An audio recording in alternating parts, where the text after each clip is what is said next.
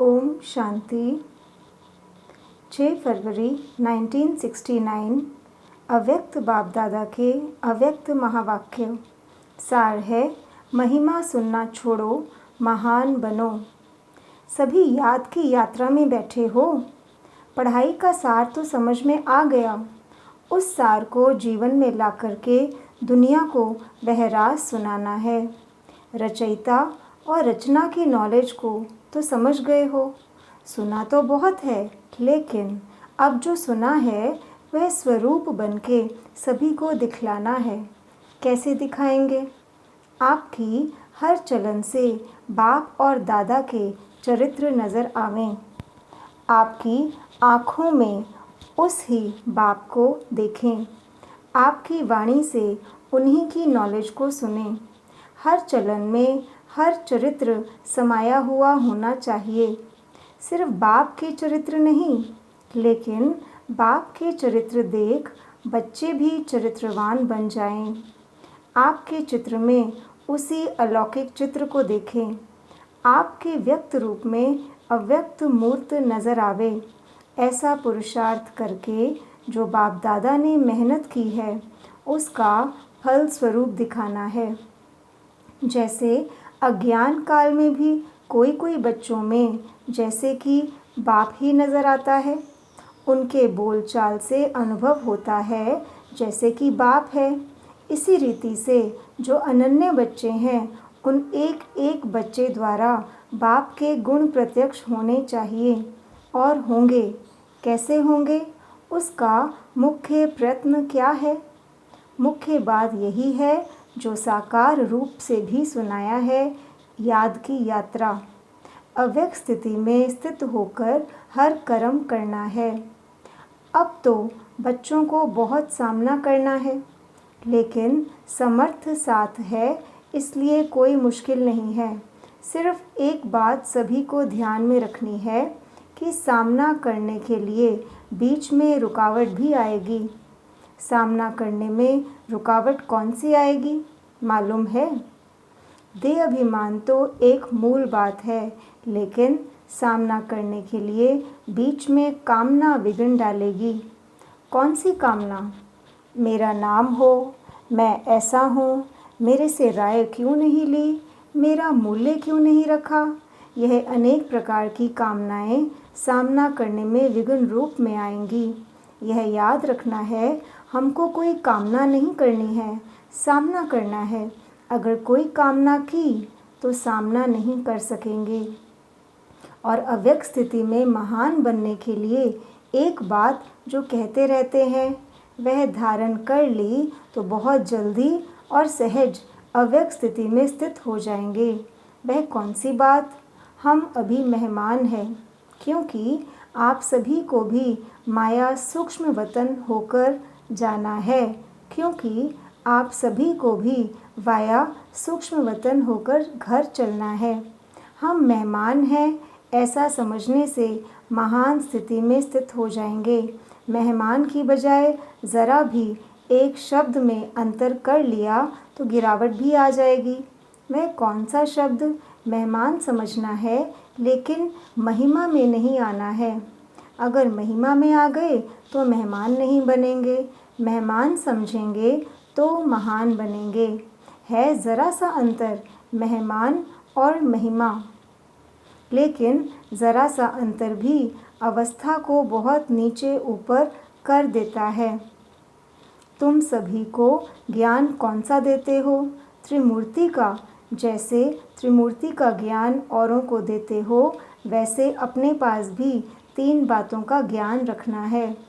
3 बातें छोड़ो और 3 बातें धारण करो। अब यह 3 बातें छोड़ेंगे तभी स्वरूप में स्थित होंगे ना। सर्विस में सफलता भी होगी।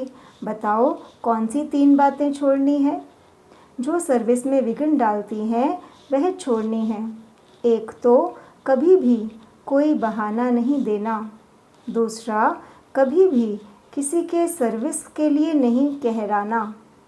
तीसरा, सर्विस करते कभी मुरझाना नहीं। बहाना, कहलाना और मुरझाना, यह 3 बातें छोड़नी हैं। और फिर कौन सी 3 बातें धारण करनी है? त्याग, तपस्या और सेवा। यह 3 बातें धारणा में चाहिए। तपस्या अर्थात याद की यात्रा और सर्विस के बिना भी जीवन नहीं बन सकती। इन दोनों बातों की सफलता त्याग के बिना नहीं हो सकती। इसलिए 3 बातें छोड़नी है और 3 बातें धारण करनी है।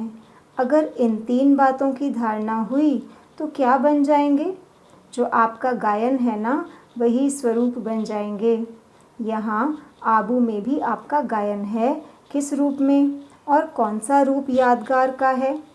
तपस्या के साथ साथ और भी कोई मुख्य रूप का यादगार है? जिन्होंने दिलवाड़ा मंदिर ध्यान से देखा होगा उन्हें याद होगा। जैसे तपस्वी हैं तो त्रिनेत्री भी हैं। तपस्या के साथ साथ याद त्रिमूर्ति की है।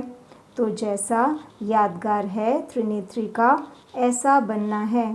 तीसरा नेत्र कौन सा है? ज्ञान का। ज्ञान का तीसरा नेत्र ही यादगार के रूप में दिखाया है। तपस्वी और त्रिनेत्री, तीसरा नेत्र कायम होगा तब ही तपस्वी बन सकेंगे। अगर ज्ञान का नेत्र गायब हो जाता है तो तपस्या भी नहीं रह सकती। इसलिए अब त्रिमूर्ति शब्द को भी याद करके धारणा में चलेंगे तो वह बन जाएंगे। जो शक्तियों का गायन है, जो प्रभाव है, वह देखने में आएगा, अभी गुप्त है। अभी तक शक्तियाँ गुप्त क्यों हैं? क्योंकि अभी तक अपने स्वमान, अपनी सर्विस और अपनी श्रेष्ठताएं अपने से ही गुप्त हैं। अपने से ही गुप्त होने के कारण सृष्टि से भी गुप्त हैं। जब अपने में प्रत्यक्षता आएगी तब सृष्टि में भी प्रत्यक्षता होगी। अभी शिवरात्रि का जो पर्व आ रहा है उनको और भी धूमधाम से मनाना है। बड़े उमंग और उल्लास से परिचय देना है, क्योंकि बाप के परिचय में बच्चों का परिचय भी आ जाता है। बच्चे बाप का परिचय देंगे तो बाप फिर अव्यक्त में बच्चों का परिचय, बच्चों का साक्षात्कार आत्माओं को कराते रहेंगे। तो इस शिवरात्रि पर कुछ नवीनता करके दिखाना है। क्या नवीनता करेंगे? अब तक जो भाषण किए हैं वह यथा योग शक्ति तो करते रहते हो, लेकिन अब खास शक्ति रूप से भाषण करने हैं। शक्ति रूप का भाषण क्या होता है? ललकार करना। क्या ललकार करेंगे? और ही जोर शोर से समय की पहचान दो और उन्हों को बार बार सुनाओ कि यह बाप का कर्तव्य अब जास्ती समय नहीं है। कुछ तो हाथ से गवा दिया, लेकिन जो कुछ थोड़ा समय रहा है उनको भी गवा ना दो। ऐसे फोर्स से समय की पहचान दो। जैसे आजकल साइंस वाले ऐसे ऐसे बॉम्ब्स बना रहे हैं जो अपने स्थान पर बैठे हुए भी जहां बम लगाना होगा वहां का निशाना दूर बैठे भी कर सकते हैं। तो साइंस की शक्ति से तो श्रेष्ठ साइलेंस है ना। जैसे वह साइंस के गोले बनाते हैं, वैसे अब शक्तियों को साइलेंस की शक्ति से गोले फेंकने हैं। शुरू शुरू में शक्तियों की ललकार ही चलती थी, अब शुरू जैसी ललकार नहीं है। अभी विस्तार में पड़ गए हैं। विस्तार में पड़ने से ललकार का रूप गुप्त हो गया है। अभी फिर से बीज रूप अवस्था में स्थित होकर ललकार करो। उस ललकार से कईयों में बीज पड़ सकता है, लेकिन बीज रूप स्थिति में स्थित रहेंगे तो अनेक आत्माओं में समी की पहचान और बाप की पहचान का बीज पड़ेगा। अगर बीज रूप स्थिति में स्थित न रहे, सिर्फ विस्तार में चले गए तो क्या होगा? ज़्यादा विस्तार से भी वैल्यू नहीं रहेगी, व्यर्थ हो जाएगा। इसलिए बीज रूप स्थिति में स्थित हो, बीज रूप की याद में स्थित हो, फिर बीज डालो। फिर देखना यह बीज का फल कितना अच्छा और सहज निकलता है। अभी तक मेहनत जास्ती की है और प्रत्यक्ष फल कम है। अभी मेहनत कम करो और प्रत्यक्ष फल ज़्यादा दिखाओ। स्नेह तो सभी का है ही, लेकिन स्नेह का स्वरूप भी कुछ दिखाना है। यूँ तो सदैव इस स्थिति में रहना चाहिए, लेकिन खास शिवरात्रि तक हर एक बच्चे को ऐसा समझना चाहिए जैसे शुरू में आप बच्चों की भट्टी के प्रोग्राम्स चलते थे। इसी रीति से हर एक को समझना चाहिए शिवरात्रि तक हमको याद की यात्रा की भट्टी में ही रहना है। बिल्कुल अव्यक्त स्थिति में स्थित रहने का, अपनी चेकिंग करने का ध्यान रखो। फिर इस अव्यक्त स्थिति का कितना प्रभाव निकलता है? मुश्किल नहीं है, बहुत सहज है। कारोबार में आते हुए भी भट्टी चल सकती है। यह तो आंतरिक स्थिति है ना। आंतरिक स्थिति का प्रभाव जास्ती पड़ता है।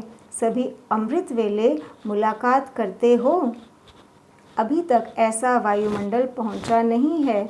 अब तक मधुबन वालों ने भी स्नेह का सबूत नहीं दिया है। चारों ओर से बहुत कम बच्चे हैं जिन्होंने स्नेह का सबूत दिया है। बाप का बच्चों से कितना स्नेह था। स्नेह का सबूत प्रैक्टिकल में कितना समय दिया, क्या दिया था, याद है? खास अपनी तबीयत को भी न देखकर क्या सबूत दिया था। अपनी शारीरिक स्थिति को न देखते भी कितना समय खास सर्च लाइट देते थे। कितना समय स्नेह का सबूत दिया ना। आप कहते थे शरीर पर इफ़ेक्ट आता है, लेकिन बाबा ने अपने शरीर को देखा, यह स्नेह का सबूत था ना। अब बच्चों को भी रिटर्न में स्नेह का सबूत देना है। जो कर्म करके दिखाया वही करना है। अमृत वेले जैसे साकार रूप में करके दिखाया वैसे ही बच्चों को करना है। नहीं तो अब तक यही रिज़ल्ट देखी है। इस बात में अपने दिल को खुश कर लेते हैं, उठे और बैठे, लेकिन वह रुहाब शक्ति स्वरूप की स्मृति नहीं रहती। शक्ति रूप के बदले क्या मिक्स हो गया है? सुस्ती। तो सुस्ती मिक्स होने से मुलाकात करते हैं, लेकिन लाइन क्लियर नहीं होती है। इसलिए मुलाकात से जो अनुभव होना चाहिए वह नहीं कर पाते हैं। मिक्सचर है। यहाँ शुरू करेंगे तो मधुबन निवासियों को देख सब करेंगे। मधुबन निवासी जो खास स्नेही हैं उनको खास सेक्रीफाइस करना है। स्नेह में हमेशा सेक्रीफाइस किया जाता है ना। अच्छा, ओम शांति।